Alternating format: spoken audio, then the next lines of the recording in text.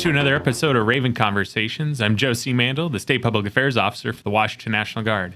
And today I'm joined by Sergeant First Class Adolph Pinlac. He's with the 168 1st Battalion, General Support Aviation.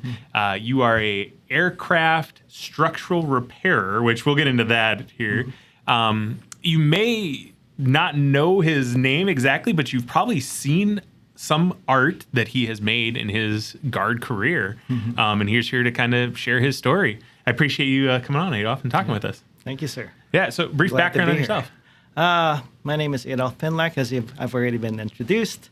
I've been in the Army for 29 years. And I'm actually, today is my retirement date. And I've managed to talk to this fellow in which to celebrate my career, maybe explain a few things, and maybe even inspire some folks over there, out there, who are thinking maybe I can make it 20 years, or maybe I should quit. What reason do I have to keep going on? Yeah. So kind of explain, your military career real quick and how you found the Guard. Okay. So I was I started out I was born in the Philippines, and then I immigrated to the U.S. back in 1984.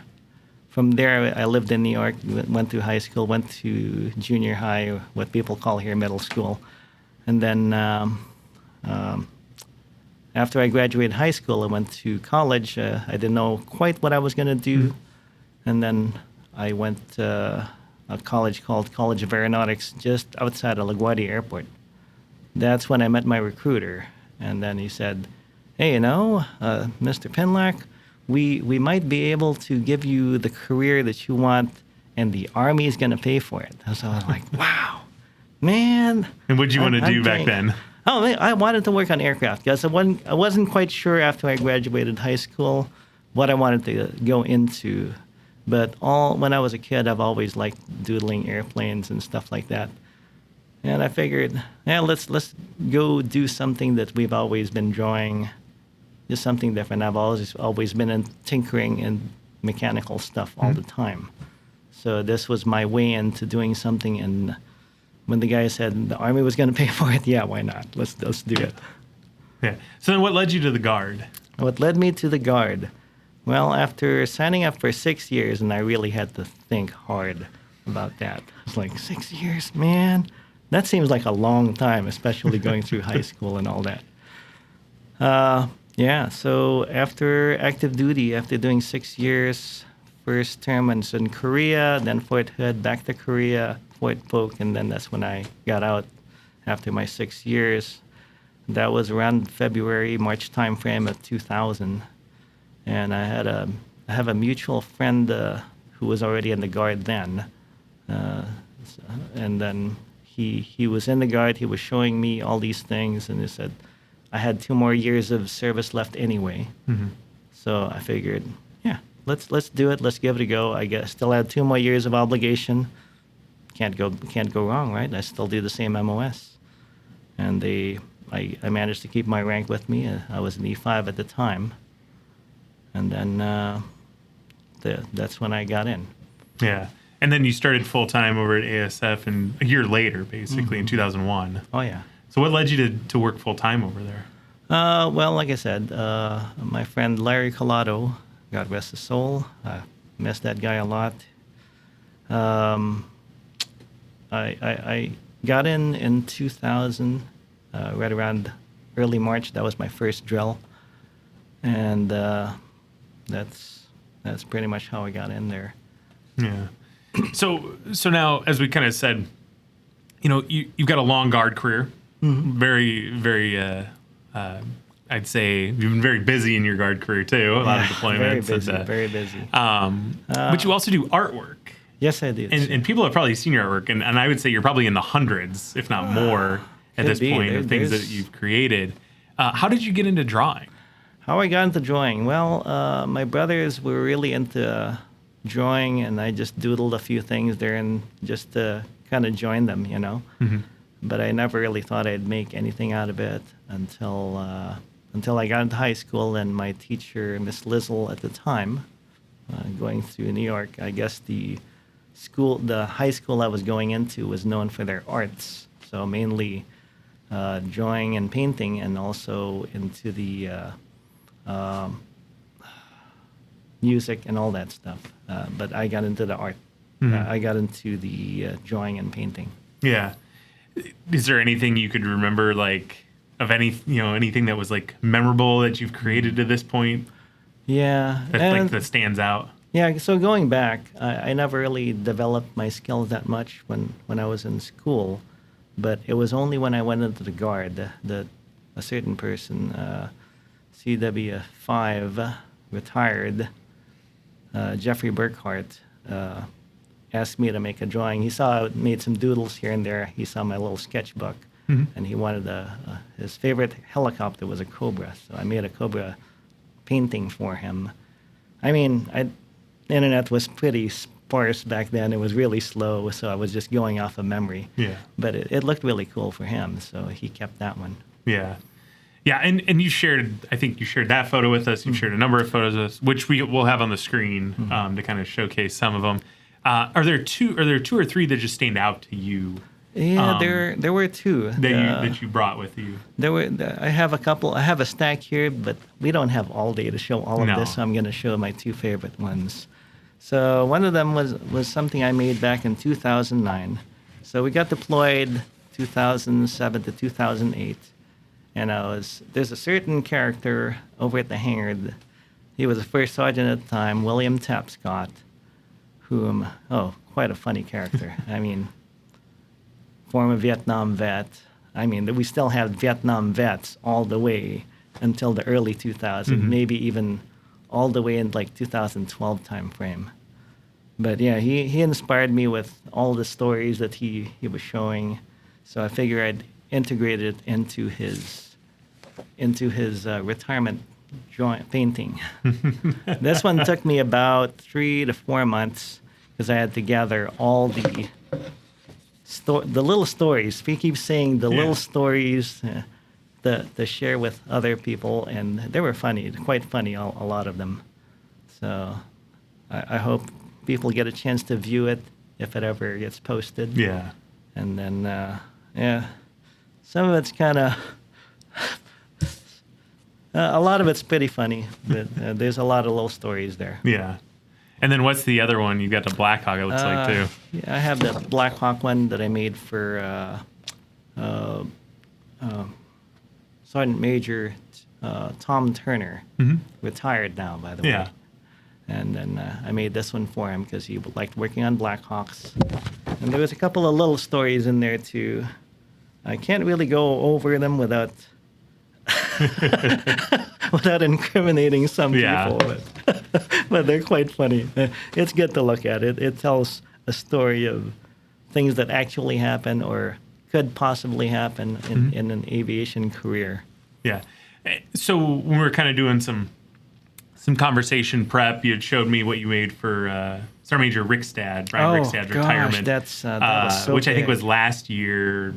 He retired from the Guard after, I think, 33 years in service. Oh, gosh. And talk about No, I that. think it was 40. I think it was more, 40. too, yeah. I think Talk it was about 40. that, because you made him essentially like a wing, like not a wing, but yeah. a I wish rotor. I wish I had a picture here. We can, if you have it, we can share it, too. Yeah, I do. I have it in that thumb drive that I gave. Anyway, Sergeant Major Rickstad came into the battalion. He was known as the guy who would call people on their birthday. Just out of random. He was like, "Who's this?" Like, Sergeant Major Rickstad. "Oh, happy birthday." Like, "Oh, thank you, sir." But yeah, the work, that one was big. It was a miniature version of a CH-47 main rotor blade that I made a few drawings in. One side, it was two-sided. One was a flag, and the other side, the flip side, showed his history with the National Guard Aviation. Yeah. And you drew like this just beautiful scene. Yeah. And we'll make sure if we get the photo to put it up there too. Yeah. Very, very well done. So I think that kind of leads me to a question. I think guardsmen all have a hidden talent of some kind. And there may be other guardsmen out there that like to draw. What's kind of an advice you want to give that person that's into drawing? Oh yeah. So the biggest thing that got me, like I mentioned earlier, Chief Burkhart, he saw my doodles and he asked me to make this one thing, and then next thing you know, somebody that he knows in the technician force was retiring, served well over 30 years or whatever. Mhm. So I made one for him with a Huey, I believe, from the time. Oh no, maybe it was a Black Hawk. But yeah, I made a drawing for him as well.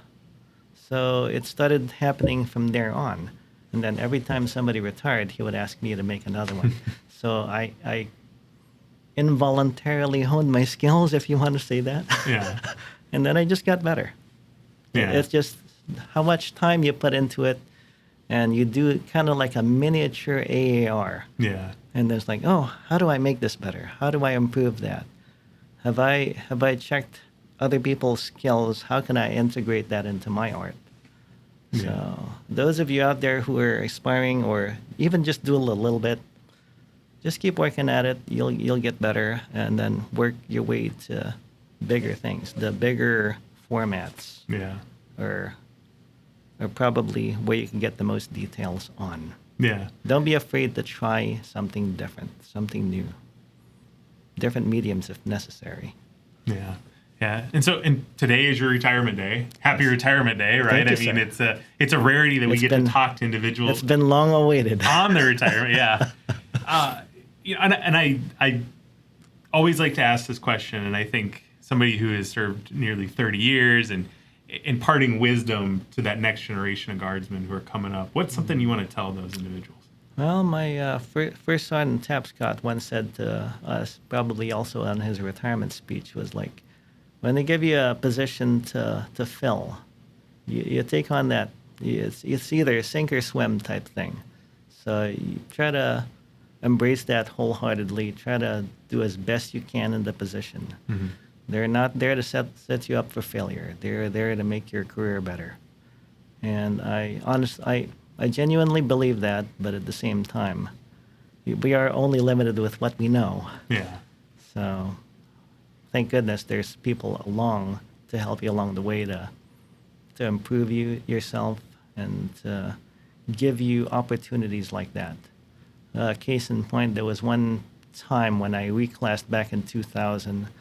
I was sent to Fort Eustis to get a second MOS, which is 15 Delta, which is rotor mechanic. And I didn't know anything. I never ever took a charge of a platoon during that time. So for me, it was a different feeling to take charge of PT almost every day, by the way. So I was in charge of the third ability group, and I ran them. I sang cadence, even if I wasn't used to it. All the time, I've only ran through the cadences in my head, but never actually doing it as a group. Yeah. So by doing that, they gave me an opportunity to grow, and I grew, and I was like, it's not a big deal. It wasn't too bad. Yeah. And I was able to do it. Yeah. Same thing with any position they put you in. You're going to stumble a few times, and eventually, hopefully, if you, God willing, people around you will help you through it, and you'll improve. You're either going to sink or swim type thing.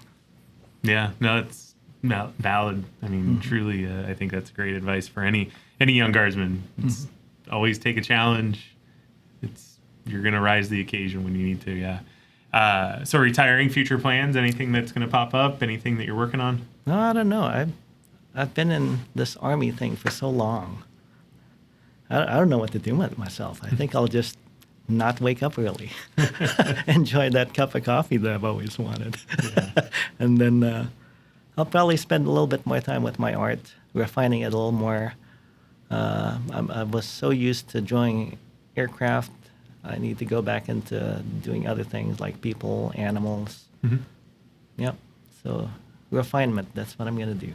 Nice. I think last question. What's going to happen to the bike? Oh, the bike, man. Okay, so we didn't discuss this earlier, but we are going to mention it now. I had this bicycle that I bought from Korea because I was not nobody unless you were command sponsored at the time back in '94 was allowed to have a vehicle. So the next best thing was a mountain bike. So I bought this mountain bike from somebody's garage. It looked like they welded it themselves for $120. And this was my ride because I did not want to ride that bus on post, which took forever to get to you. And if you missed it, you're waiting for another millennia trying to get the next bus to get to work. So this is my conveyance, and it's been my conveyance for the last 29 years. Yeah.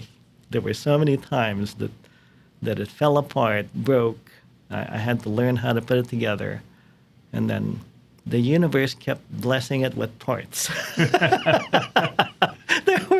There was what we called a derelict collection on base of abandoned bikes, which I just pieced together and put together, and then the Big Red, which is what it got known as because I painted it red one day, just kept going through Kuwait, back here. Oh, it was crazy. Yeah.